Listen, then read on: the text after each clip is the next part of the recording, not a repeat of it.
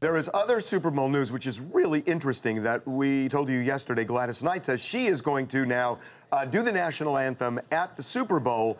And we were interested yesterday that Gladys Knight was not catching the heat that people like Travis Scott and Big Boy caught. Right, and it seems like she has preemptively wanted to answer anybody who wanted to criticize her for taking this gig singing the national anthem, because she released a very, very strong statement in which she wanted to make it clear that she doesn't disagree with Colin Kaepernick's protest, but she disagrees with anyone who tries to make Colin Kaepernick's protest about the national anthem. Because it's not about the national anthem. She says it is about injustice, it is about police brutality, and she supports that protest. Now, what's interesting, though, is that the kneeling occurs during the national anthem, but she's not saying that... He's not protesting the national anthem. There's nothing wrong with our national anthem. She's saying she's recognizing what he's doing by kneeling. It's not about the national anthem. It was made about the national anthem by others. Yeah, she says the media, people in the media have turned it into that, but she does not think that's what it is in check. And we talked about this, the fact that she's, you know, been around for a long time, is an established artist, a legend. Gladys Knight has really been involved in civil rights. Right, and she references that in her statement. She says, "I've been in the forefront of this battle longer than most of those voicing their opinions to win the right to sing our country's national anthem on a stage as large as the Super Bowl." Now, that is interesting. Who is she referring to when she says longer than those who... It sounds like she's talking about young people here.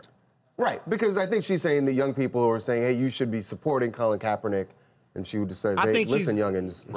She's been on the front lines of this for a long time. In a time where it was a lot harder to be on the front lines, or a lot more dangerous to be on the front lines than it is now, which is just good that, you know, we've made progress to where it's easier and safer to voice your opinions now. I do think it's important for the generations before us and the people that are out there doing the work currently to be on the same page about things like this, because if it looks like people are going back and forth in the media, then there could be some dissension as to what it is that we really want.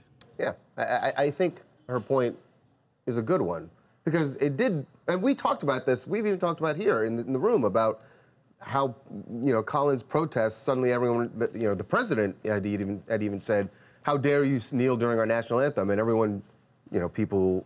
Well, this is when, remember, it was, I think, September of 17, those sons of bitches should be fired, he said. Right.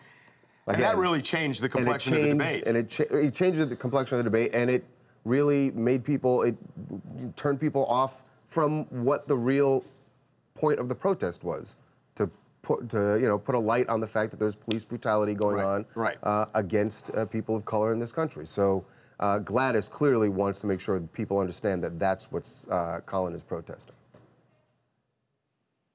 Hi, I'm Master Al-Ghazarian, calling from San Jose, California. And I just wanted to say that although I agree with Colin Kaepernick's protest, I also agree with Gladys Knight's right to disagree with his protest, which is what makes America great. And it just shows that even though you can agree on certain things, you could also disagree. And I think that... That's true. We can disagree, but again, I just want to make it clear.